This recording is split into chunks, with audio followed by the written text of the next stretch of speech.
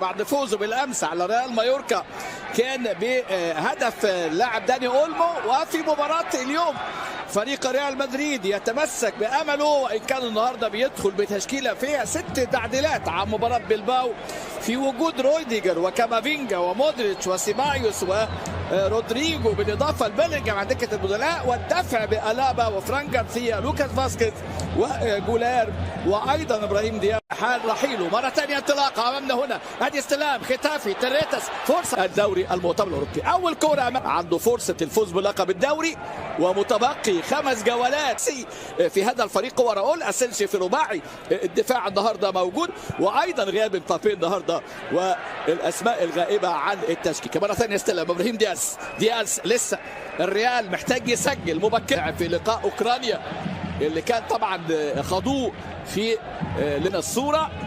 ادي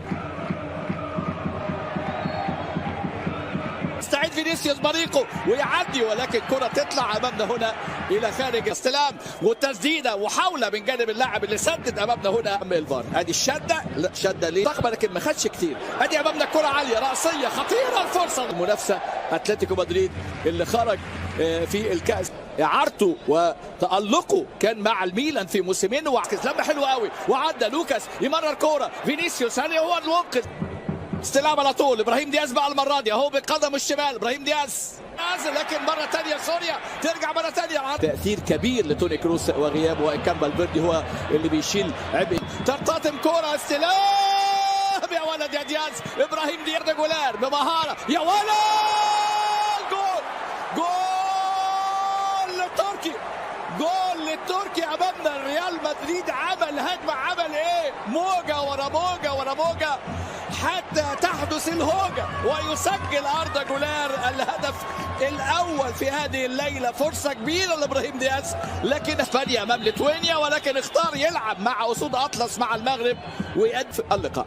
الاسلحه اللي طبعا تكسر اي تكتل في رده الفعل. ادي استلام ابراهيم دياز الذي مثل ختافي وايضا امام اتلتيكو مدريد. ولات متبقيه ابراهيم دياز.